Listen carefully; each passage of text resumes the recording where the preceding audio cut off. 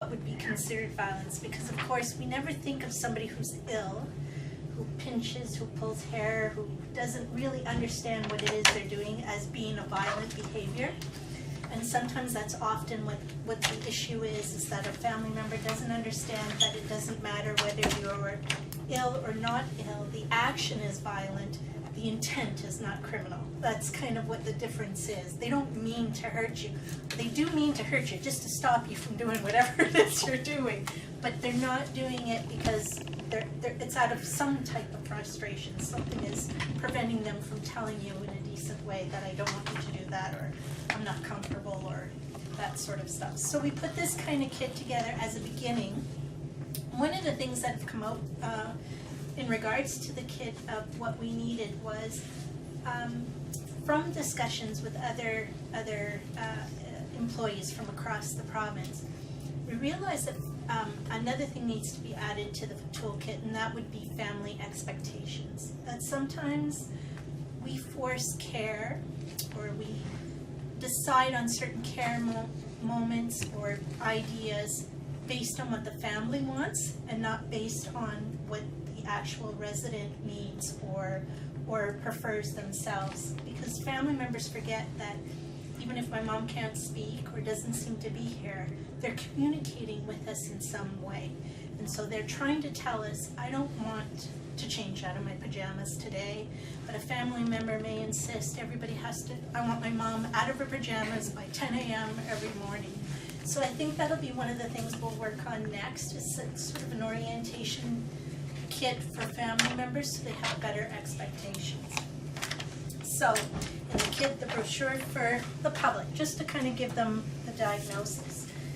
Then there are other parts of the kit, sort of like the roles and responsibilities. And in the roles and responsibilities, so we have it for board members, so board members understand, because a lot of times when we're a board member, we're not right at the bedside and we don't really understand, and we almost panic about even talking about there being violence and something that we're in charge of, or that our name is attached to. So it's more for an understanding about what their responsibility is. They need to be supporting the whole structure in order to be able to provide you guys with a safe place or a way of working together to solve issues, that sort of stuff. And in that, at the back, is a conduct agreement. So even board members would sign and say, I'm not going to attribute to any violence in the workplace. I agree that I will keep that out.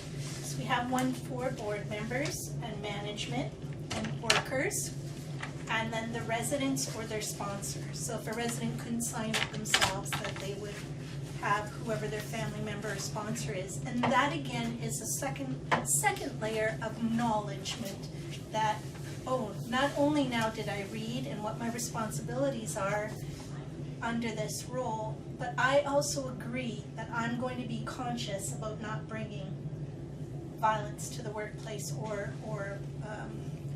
misery, or to contribute to the happiness of what's going on here. And then the last part of the kit are the posters, sort of the violence in the workplace poster. And this was designed more for, we found that through research, the worst part about the violence in the workplace is the fact that it's never acknowledged.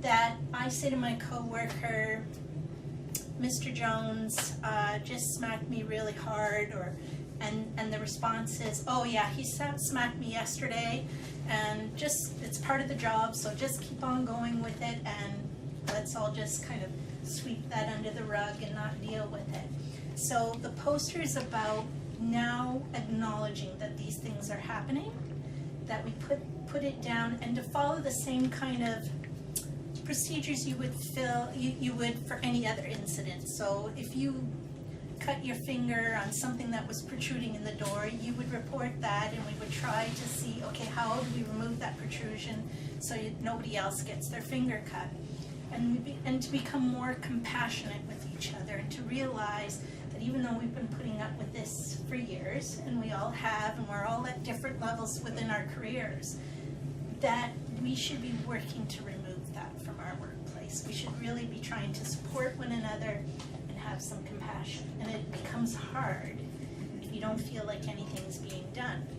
But the more pressure that we have as workers, co-workers, because we're working together to solve things, then it'll spread everywhere. So sometimes we wait for management to do all kinds of things, and sometimes we need to take the ball by the horn and say that, hey, we're responsible too. We're the ones right at the bedside.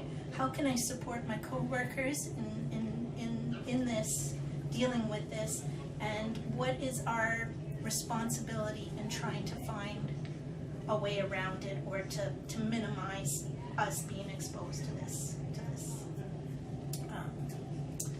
violence. So, any questions on the kit?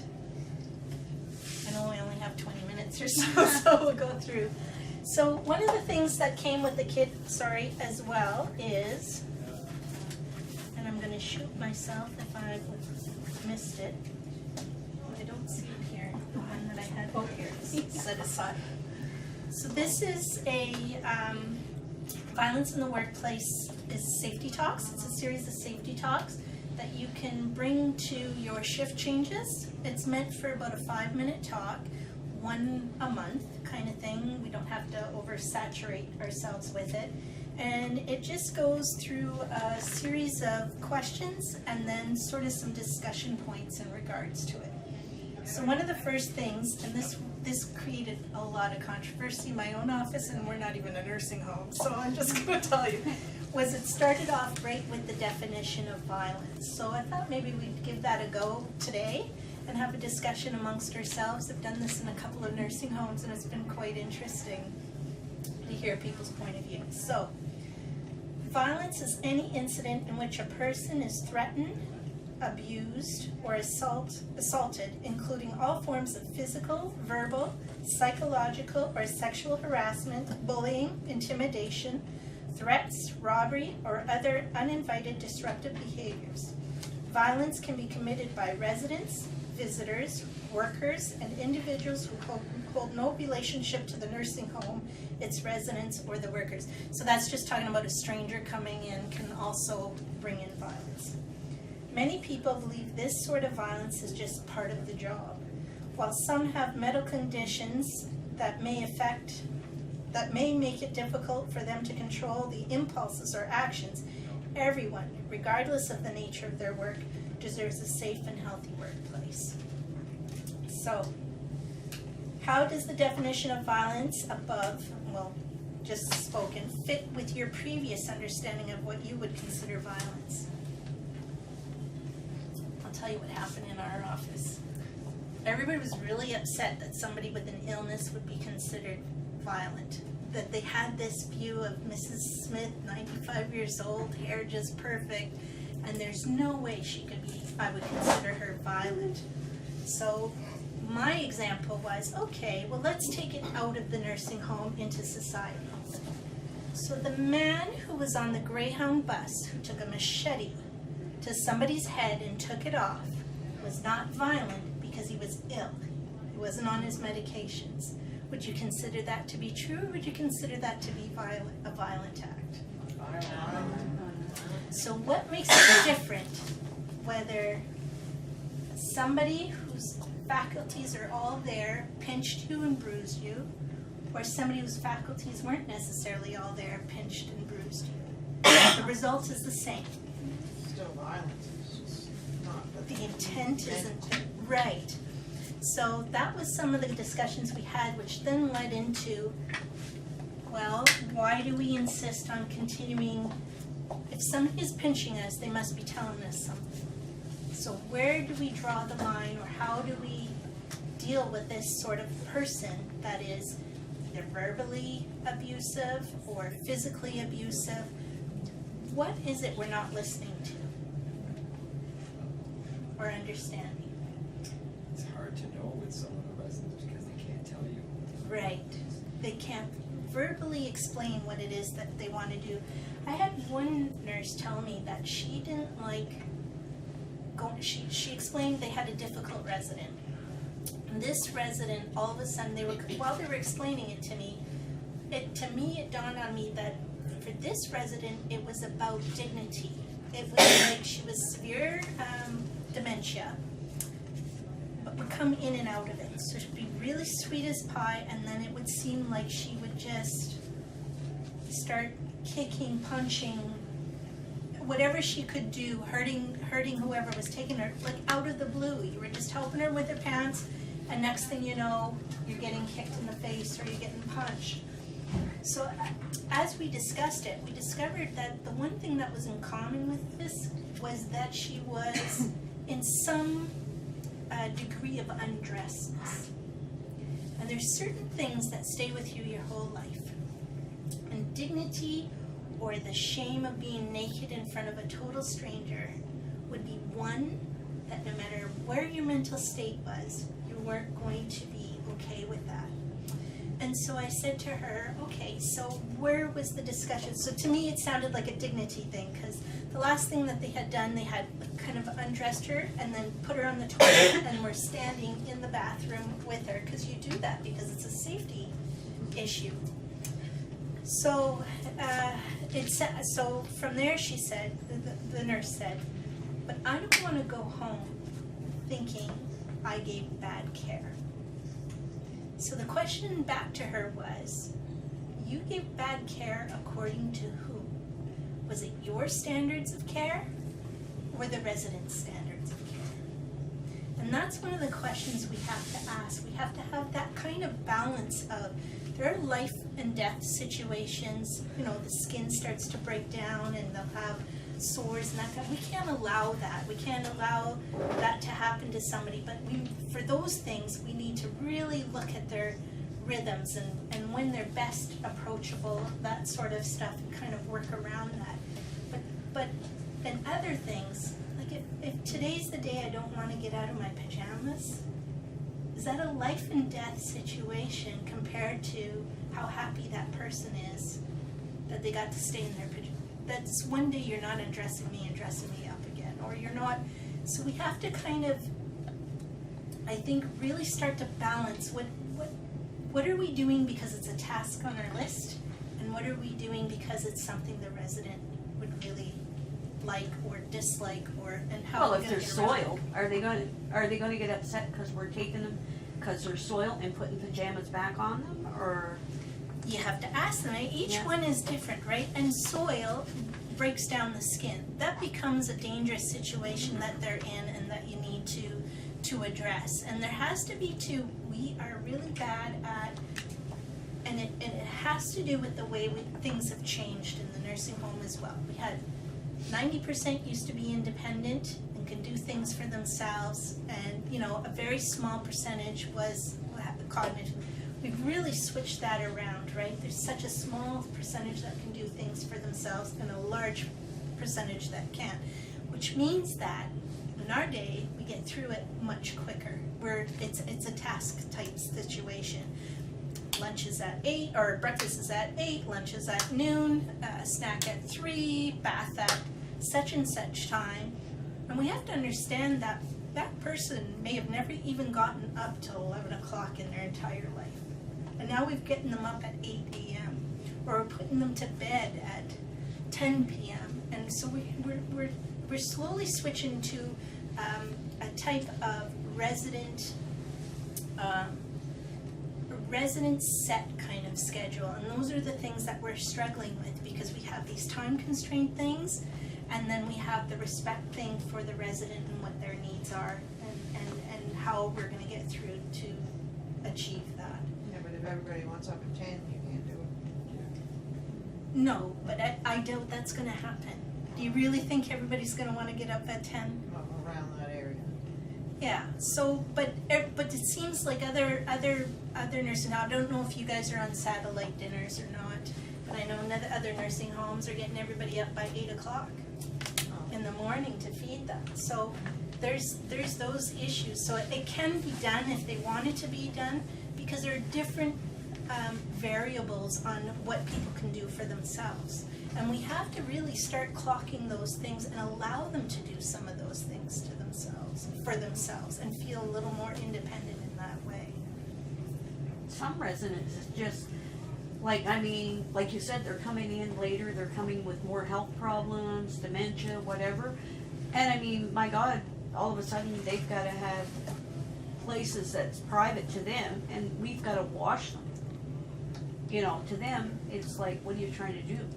But for us, like, we have no residents that could do it themselves. Like, That's what I mean, like, none. and I We mean, have one resident Could wash well, we have themselves. one, which is considered independent, but still, we still have to go in there and make sure that us he's either. okay. And, We you don't know, have anybody that could zero. wash. Right.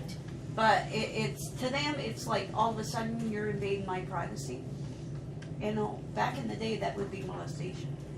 Well, exactly, and so how do we get them up and over that hump to You realize have to that we're reassure them. helping them, right? Yeah, it's about patience, and it's about, this is what I mean, we can go in there and we can rush and we can just bath them, that sort of thing. I know in Alberta, which is where kind of my background came from, somebody had the brilliant idea of placing funding with tasks. So in a nursing home, so if you put on socks, this is how much you're gonna get paid for it, if you do the, so in the funding, they allowed for 1 minute and 25 seconds to give medications. This was a facility that was entirely filled with Alzheimer's people.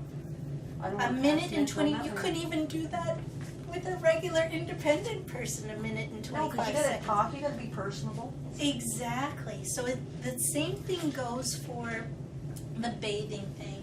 And I know we have, one of the issues we have is that we're really stuck on some time duties. For instance, I've heard if I don't get the bath done on my shift, the next shift is really pissed because they don't do baths.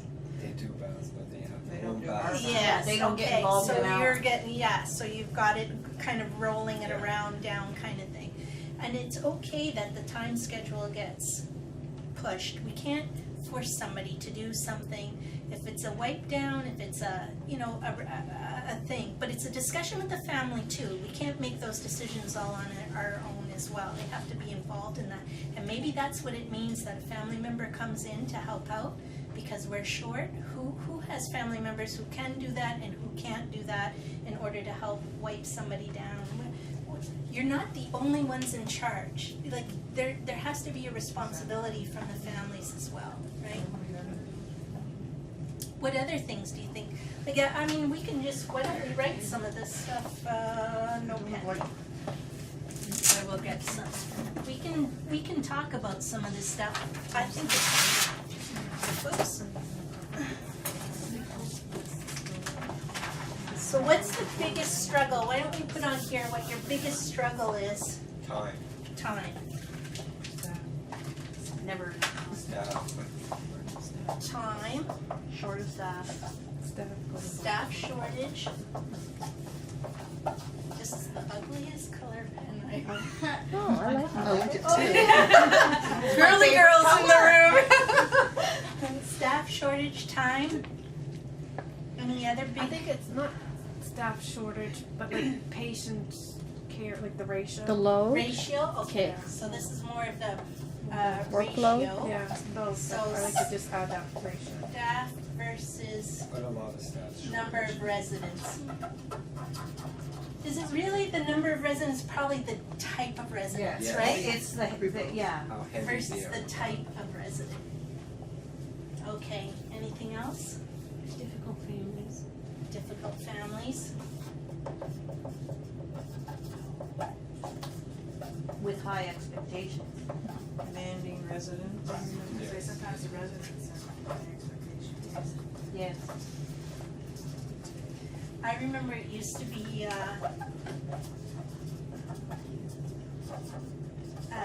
just wait till baby boomers come, boy oh boy, for expectations. I remember I mean, maybe you guys get this too in Alberta, that some of the staff would get, I pay your wages, do you get that? Oh, yeah. I own you. Yeah, exactly. You have to, I'm paying your wages. Yeah.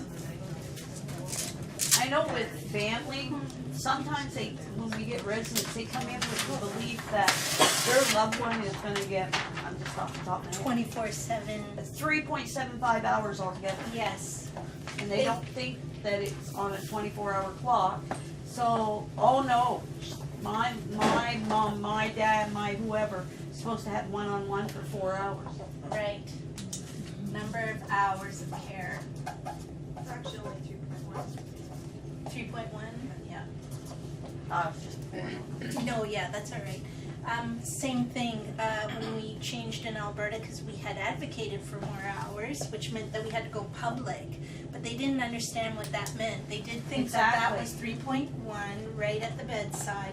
They didn't realize it was just an average. Some people will get Over more 24 and hours. some people will get Yeah. less, and they didn't really understand that. So it's just an average for everybody. And that encompasses all aspects of care, that's recreation department, that's dietary, that's management, that's everything. That's right. That's just not your point of care hours. That's right, yeah. I think the family members think it is. Yeah. Explain to them. So maybe one of the things we need is an orientation package. with the breakdown. For family. Yeah. For For families. Yeah, the family. With actual breakdowns hours. Well, no, families need to show. It's hard to grasp. People who work in the system know it, but outsiders coming in don't have a clue. Well, there's a guilt that comes with it. Don't forget, as a family member, there's guilt that comes in, right? So if the care is out of my hands, because someone else is doing that portion, how am I as a family member going to act so I feel like I'm useful? How am I going to be Also, bossy enough, To right? explain that to the family, it would scare me to want to put my mother in a place like this, knowing that, okay, well, it's 3.1 hours, but it's not really 3.1 hours. How much time is my mother actually going to get with anybody? Right. You know, I'm leaving her there, thinking that people are going to be there for her, Exactly. and nobody's there, which is the Right. reality, really, because we don't have the time to be You there. don't have the time, No. but why isn't there part of the education package about what you can do as a family member?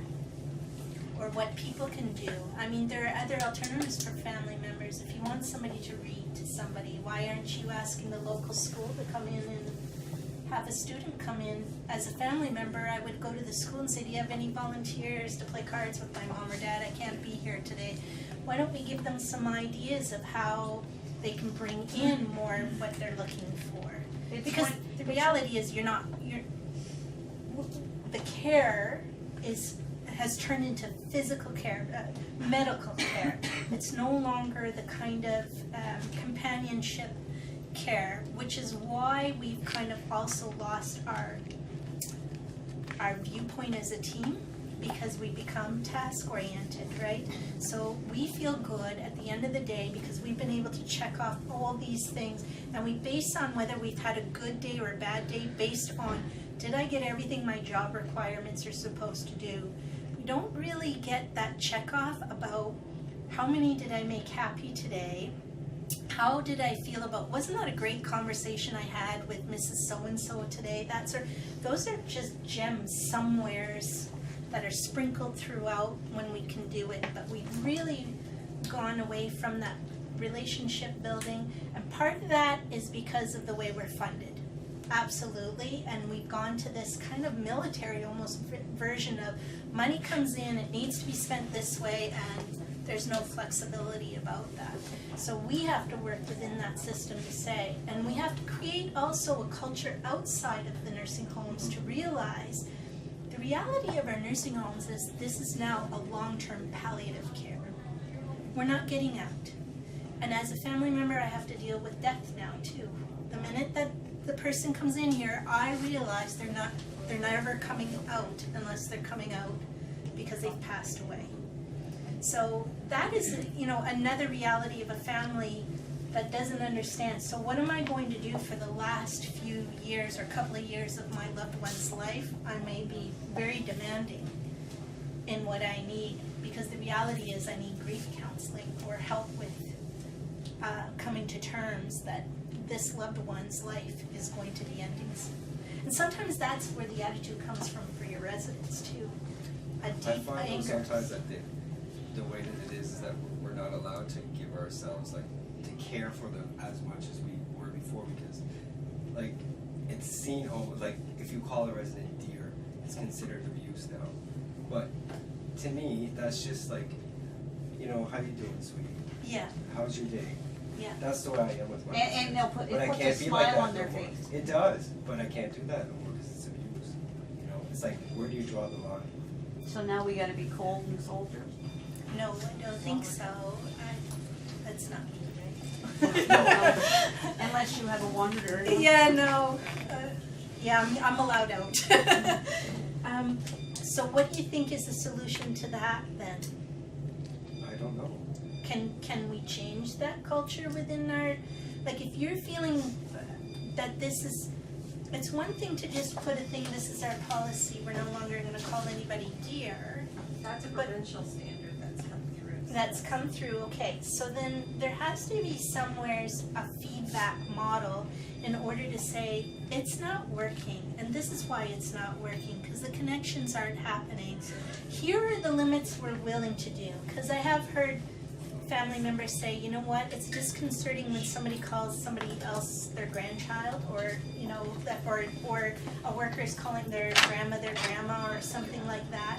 So there, I could see that as well, but at the same time, if somebody's not cognitively there, and all they would respond to is a grandchild, why wouldn't you use that as a medical? But it's because it wasn't explained to the family member. It's one thing to just, if they're there and they call, but I think there's some education missing from the family, I think, families to understand that because I call somebody dear, it has to be within their own. Do you know in the Netherlands, they have these sections, so if I was a wealthy person in my life, my nursing home has butlers. My caretaker dresses up like a butler even though they're a nurse. No. Because that's what I've been used to all my life. So they come in with their tray, how are you, that sort of stuff. And it goes on, same thing. The section where the farmers were, those that farmed agriculture, they have people in more like in overalls, more like what they're like, so they're farm hands and they're, and so it's based on, so why would we be doing the opposite of that? Change your clothes for you in each room. No, well, they have a section. It would be the same thing as you have an older nursing home in which you have wings. You'd probably be assigned to a certain wing, and that wing looked a certain way, and you wouldn't be. Rednecks now. Yeah. Oh, the ridge over here.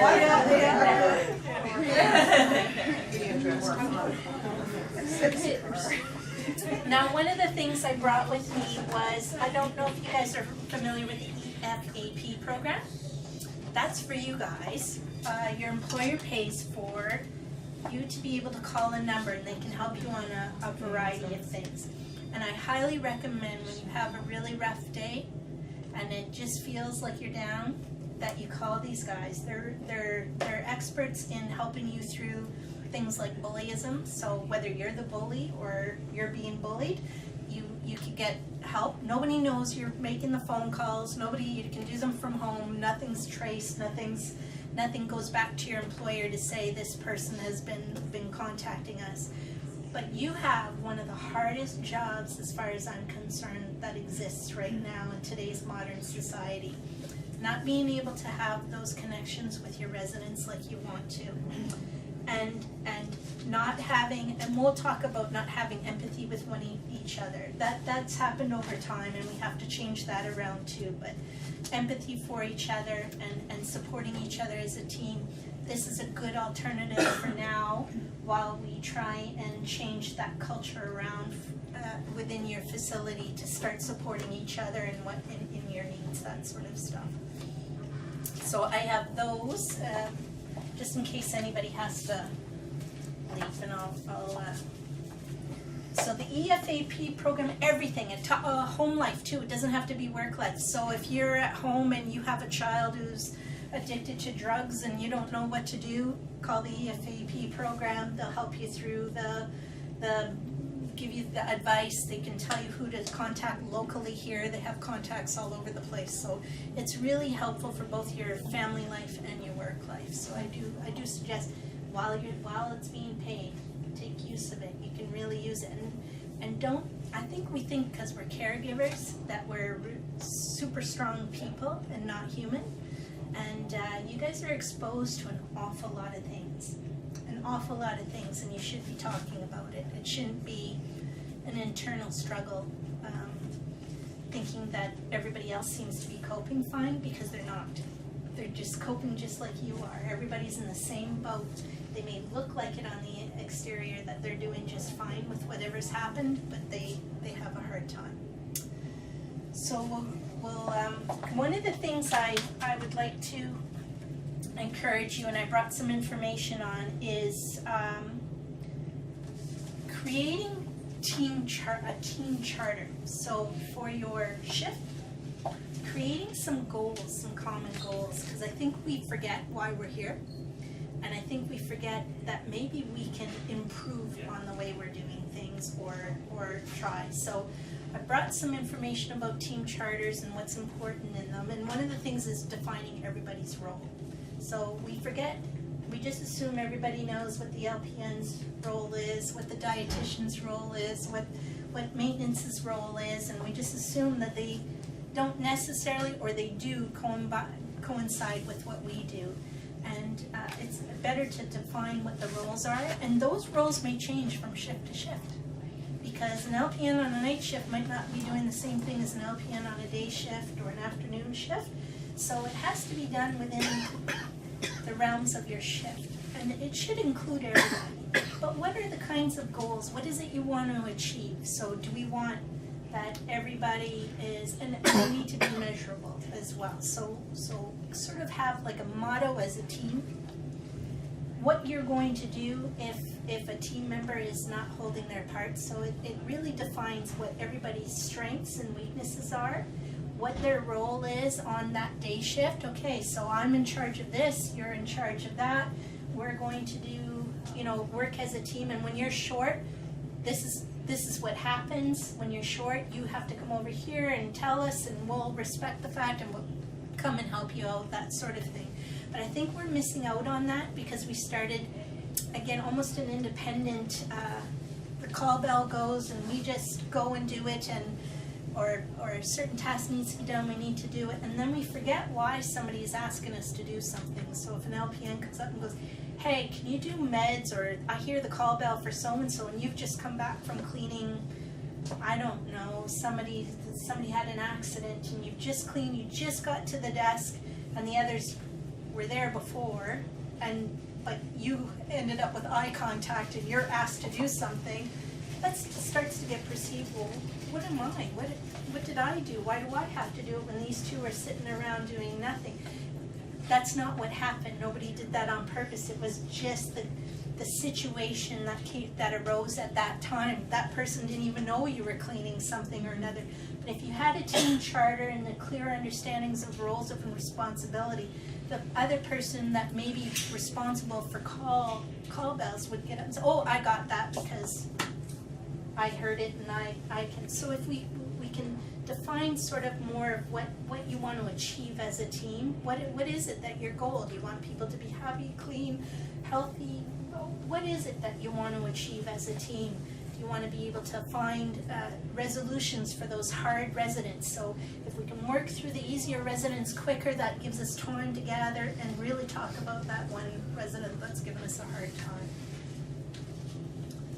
And so I've got sort of like, these are the questions we would ask. So we already asked kind of what your biggest struggles are, what your fears and concerns are, what can be done to help you perform at a higher level. So what kinds of education, what kind of pairings? Like, can an RA be paired up with an RN for a day to help achieve a higher level of care or knowledge or any of that kind of stuff? So what can we do with that? And what does the need, what do we need to stop doing as a team? What do we need to start doing as a team? And then, and what do we need to continue doing just as we're doing? So a little more defined so that you're all working. I find sometimes we get involved with ourselves and what other people are doing because we don't have a clear direction to go into. And a nursing home is a very hard place to have a clear direction to go into because we get caught up in just whatever crisis is happening right at that moment. So we're going from one task to another or one crisis to another, so you need to take the destiny in your hands. And so if a crisis happens, you already know who's responsible for that, when it's gonna happen, if one of those people are off sick or any of that. We have all that kind of in place, and we've all agreed as a team, this is the way it's gonna work. It's not one person deciding, you're deciding as a team kind of thing. The other thing was, my understanding was that you have, and I know this because WorkSafe had called me and said there was about 25 submissions of a Form 6-7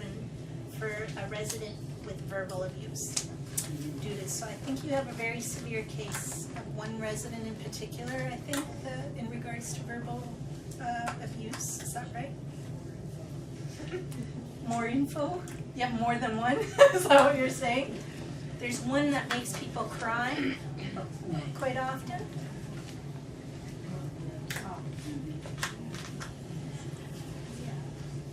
So I brought some information on that, and I would love for us to take a few more sheets and maybe, but I don't know, how many of you have worked with this? I believe it's a lady, is it? Yeah, so it's if that narrows it down for anybody. So how many of you have worked with this lady?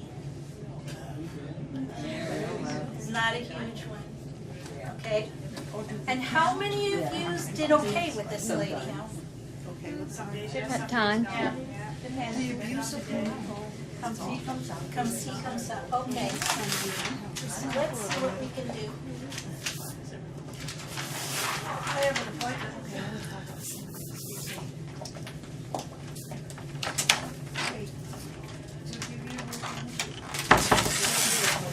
Just wait. Okay. So,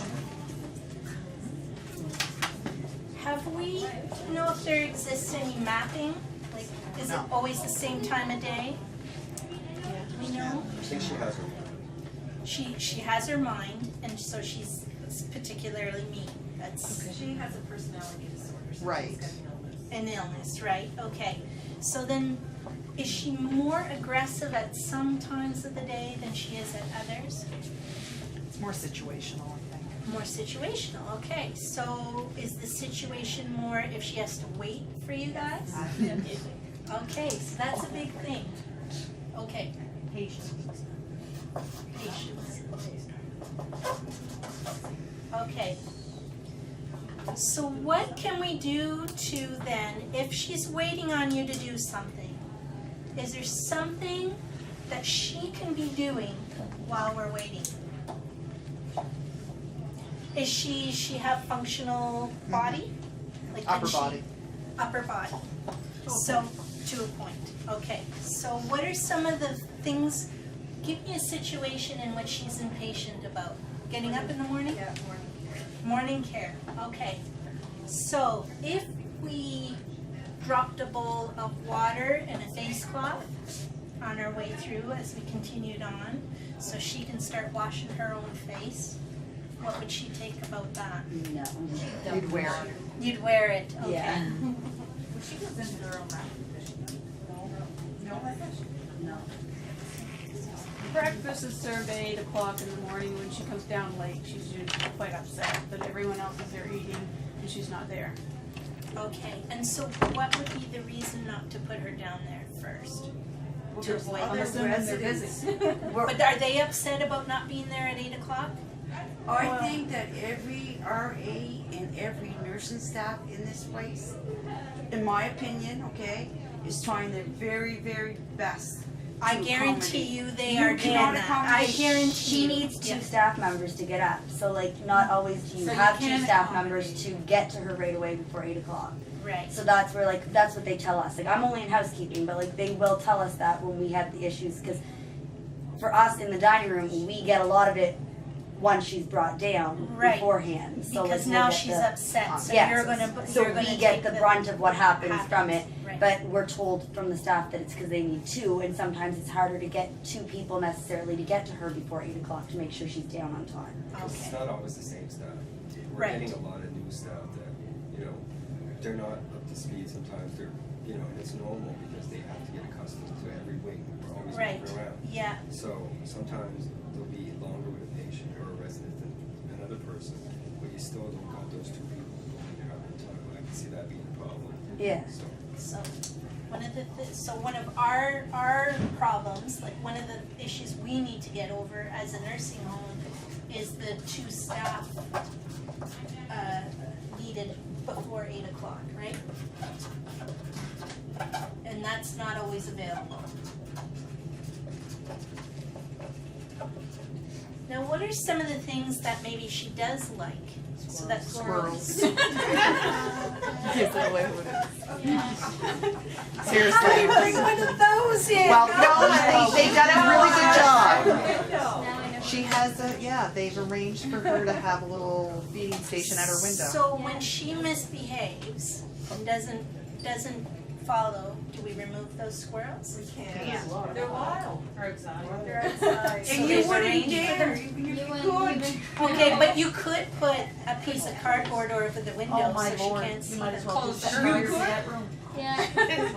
But where is the consequence to the behavior? There isn't. But if she's, There isn't. if you're not willing to follow through, She has no then she has all the power. She does. Yes. So what is the difference between her being mean to you, whether you let her have the squirrels, or her being mean to you when you cover the window for the squirrels? And you say, when you can treat me with respect, I'll take that off the window. That's not a life or death situation, squirrels. Because you're not gonna have consistency. Ah, It's just not. so consistency missing from us. So Lynn and I Jennifer, must are you say, coming down to we have something going on section 1 that has worked wonders. And it has been behavioral issues, physical, sexual, and it's not squirrels, it's a computer. And we unplug the monitor, not the computer. Yeah. And there's a lockbox on it, and we lose it for a 24-hour period, and I cannot tell you the difference that we have seen in that residence. Perfect. We do have, it has still happened, but a significant reduction In how it works. in how it works. Okay, so now how do we Because get there is a- consistency? How do we get everybody to agree to do it and see what happens? This ended up being the RN's responsibility, because she's the one that has the key. Okay, And so it's she would come in? documented, Yeah. and 24 hours later, to the hour, the resident gets his computer I back. think you got it in here with the squirrels, I really do. I think you might have a good chance. It didn't, there are still some behaviors. Yeah, she's but a not gonna be an angel when you're done with this, and believe me, it's gonna escalate before it comes down. She has to learn. But if that is important to her, she's going to say, That's you her could- currency. that's her currency. She knows you're not gonna do anything. That's right. And so you earn the privilege to see the squirrels, I would say. That has to come from management. all the way up to the top. All the way from the top. Okay, I so hear how do we get that? I hear you, she says. So you're gonna carry the magic paper. I know, when we see her going. Oh, Jackie's having a bad day. I guess the calls. I better not see this behind the desk.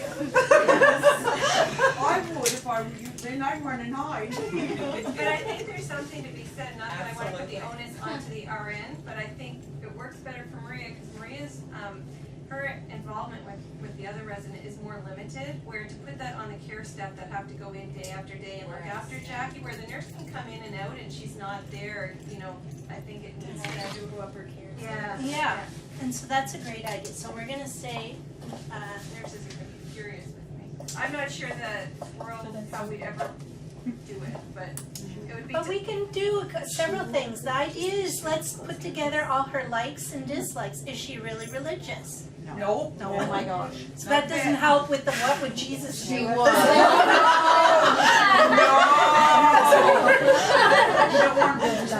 was, and then. Yeah. I know that the day staff are officially off the clock, so if you feel that you want to go, Yes, you can. we're good. But if you want your bed, you have to.